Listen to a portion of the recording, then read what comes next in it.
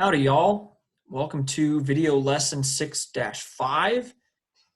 Today we're going to be taking all the properties that we looked at in the last section, 6.4, about our rhombuses and rectangles, and then also squares, because we know those apply as well. And we're going to be reversing them, okay, similar to what we did with parallelograms. And in this particular section, we're going to look at how do we show or prove that a four-sided shape is a rhombus, a rectangle, or a square. Okay, rhombus, rectangle, or square. Now, it is important to point out, okay, that when we are using this to prove something's a rhombus, rectangle, or square, the first thing we have to do, we have to prove it's a parallelogram, okay? Because all of our theorems or our reverse properties or converse properties today are going to be about parallelograms, okay? So first, we're gonna have to prove that the shape is a parallelogram, all right? That's the first thing.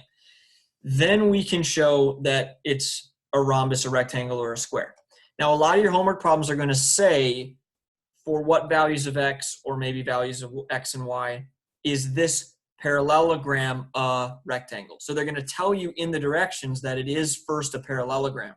Then obviously we don't have to go through the work of proving that. If they don't say that, if they simply say quadrilateral, four-sided shape in general, we're going to have to first prove that it's a parallelogram, all right? So the first thing that we're going to look at is our two properties of rhombuses, okay? Two properties of rhombuses, both get reversed. Again, we're just going to call them converse of rhombus property number one. Converse of rhombus property number one is this one. Okay, make that a little bit bigger for you. Whoops, this is not working out well. All right, there we go. So converse of rhombus property one. And that goes back to rhombus property one, of course. If the diagonals of a parallelogram are perpendicular, then it has to be a rhombus, okay? So the first thing we looked at in our last video was that if we have a rhombus, their two diagonals meet at a 90-degree angle. This is just saying if you have a parallelogram and you can show that the two diagonals meet at a 90-degree angle, then you have proven that that is a rhombus, okay? You don't have to worry about how long the sides are, because remember, that's sort of our definition of a rhombus, is how long are the sides. Are they all the same length? But here we don't have to worry about lengths at all. We just have to worry about, are these two diagonals perpendicular to each other? If they are, then we're good to go on that, all right? Then it is a rhombus. The next rhombus property was about the diagonals cutting the corners in half, okay? So bisecting the two corner angles. Now, similar to what we saw when we had parallelograms, this converse of rhombus property 2 is a shortened version, okay? It says that if one of the diagonals of a parallelogram bisects both pairs of opposite angles in that rhombus, then we have a rhombus, okay? So, sorry, in that parallelogram, then we have a rhombus. So we just need it to be true for one diagonal. If one of the diagonals in your parallelogram cuts both of the corners in half that it intersects, then you know that that's a rhombus. You don't have to worry about the other one. If you prove it's a rhombus, then of course the other one also cuts the two corners in half, but you don't have to use that to prove that the shape is a rhombus. If one diagonal bisects a pair of opposite angles, okay, these corners, then we know it's a rhombus, okay? You just need one. Again, it's a shortened version, right? And then the converse of our rectangle property, which we called rectangle property 1, even though there was only one of them. Rectangle property number 1. Remember that our rectangle property number 1 said that if we have a rectangle, we know the two diagonals are equal in length. So the converse of that property is if we have a parallelogram and the diagonals of that parallelogram are congruent to each other. So one corner and the other corners, the two diagonals equal in length, then we know that that shape is a rectangle, okay? And then, of course, by its definition of being a rectangle, it has 4 90-degree angles, all right? So these are some ways that we can prove something is a rhombus or a rectangle, all right? Now, if we wanted to prove something was a square, what would we have to do? Well, remember, part of our definition of a square, or a different way to think about our definition, was that a square is really a four-sided shape that is a rhombus and a rectangle.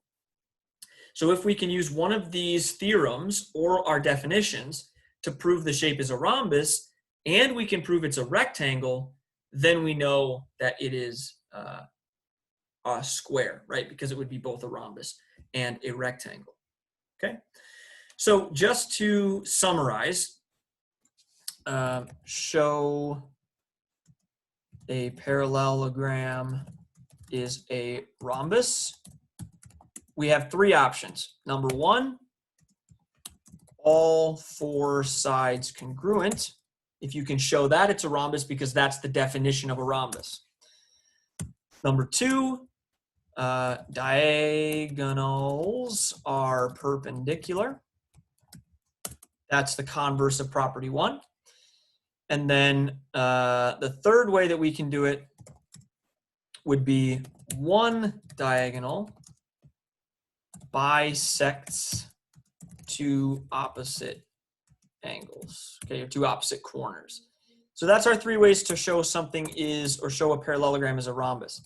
To show a parallelogram is a rectangle, we have 2 ways to do that. Number 1, we can show all 4 angles are 90 degrees.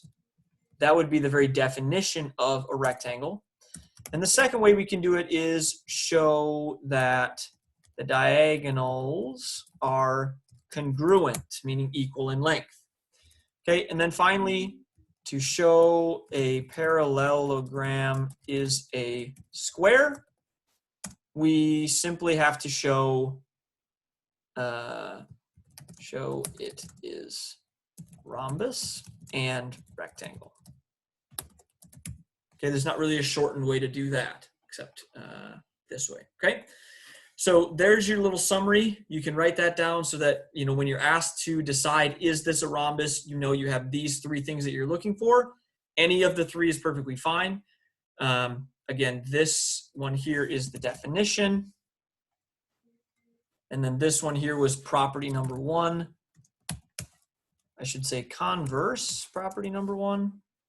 And then this one was converse property number 2. And the same thing with the rectangles. The first one is the definition of a rectangle. And then the second one is the converse of property number 1, which was our only property. Okay? So let's look at a couple examples of what we're going to be asked to do with this in our practice problems or in our homework. You're going to see a lot of this. Okay, you're going to be given a parallelogram, right? Like I said, in the directions, it says, can you conclude that this parallelogram is a rhombus? Maybe. A rectangle? Maybe. A square? Maybe. So you're just deciding which of these 3 can I decide that this parallelogram is. And if none of them, you just say none. Okay, not a rhombus, not a rectangle, not a square, none. So if we look first at letter A, what I want you to notice is, what are they showing us in this parallelogram? Well, they're showing us one diagonal. And they're showing us that that one diagonal cuts the opposite corners into equal pieces. So we have one diagonal that bisects a pair of opposite corners, right? Does that mean anything for us? Yes, absolutely it does. It means that this shape is most definitely a rhombus. Okay, it is a rhombus. Is there anything in this picture that shows us that this is a rectangle? Nope, there's not, because I would need both diagonals, right? Or I would need to see all 4 corners being 90 degrees, and certainly in this case they don't look like they are, but doesn't really matter if they look like they are. But there's nothing here that shows me this is a rectangle. So I'm done at this point saying that shape is a rhombus. Okay, it's not a rectangle, and since it's not a rectangle, it's not a square. So rhombus only in that case, all right?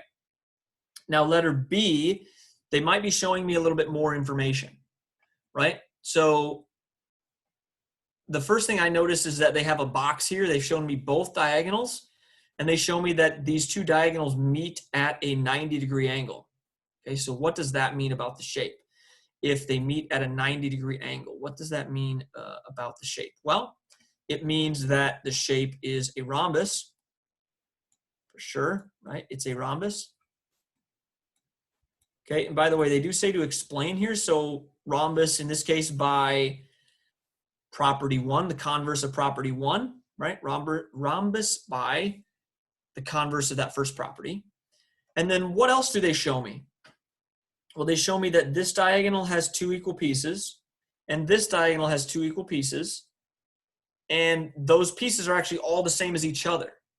So what I need you to realize is when you see something like this where they have 4 pieces of these diagonals and they're all the same, that really means that this length total is the same as this length total, right? If I take 2 pieces and add them together and they're the same 2 pieces as these 2 pieces and I add those together, well then added together they're the same, right? So these diagonals are congruent as well. And because the diagonals are congruent, then I know this is a rectangle as well. Okay, this is a rectangle, and that's by the converse of rectangle property 1. So now that I've proven that it's a rhombus by the 90-degree angle and the rectangle, and that it's a rectangle by these diagonals being congruent, what else does that mean? Well, that means that this is a square because I've shown it's a rhombus and I've shown it's a rectangle, so therefore it must be a square. Okay, so that's the first thing that you're going to see in your practice problems is look at this picture. What can you determine based on what you know and what you see, all right? The other thing you're going to see is algebra. You're going to see an example like this where I have a parallelogram, tells me that by right here, this little symbol, parallelogram ABCD. For what value of x is it a rhombus? Well, in order for it to be a rhombus, I either need all 4 of the sides to be the same length, but there's nothing here about side lengths at all. So I should then be thinking about my properties. I need both of my diagonals to be congruent, or excuse me, I need both of my diagonals to be perpendicular, the 2 diagonals, but they only show me 1 diagonal in this picture. So then I have to think rhombus property 2 and its converse, which says if I have 1 diagonal, I just need it to cut both of these corners in half, right? It needs to cut corner B into 2 equal pieces, and it needs to cut corner D into 2 equal pieces. Does that help me solve for x? Absolutely it does, because I can simply take this piece of that angle, 6x minus 2, and I can set it equal to 4x plus 8. And I know that that's true because of rhombus property number 2, which says that the diagonals have to cut the angles in half, right? So in order for this to be a rhombus, this has to be true. And then I can find my value of x. You'll find in this case that x equals 5, okay? But I'm trusting that you all can do the algebra for that. All right, so you'll see some of this, or it might be something like this, okay, where we have rectangles, okay? And remember, rectangles, diagonals have to be congruent to each other. All the pieces of the diagonals also have to be congruent. So this one, we would set those 2 pieces equal. Okay, a lot of setting equal in terms of our algebra in this section. All right. If you have any questions about any of our converse properties or ways to show things are rectangles, rhombuses, squares, or any of this algebra, please do reach out to me somehow at some point. Either email, phone, or Zoom office hours are all available. Otherwise, that's all I have for you in this video, and we'll talk to you soon.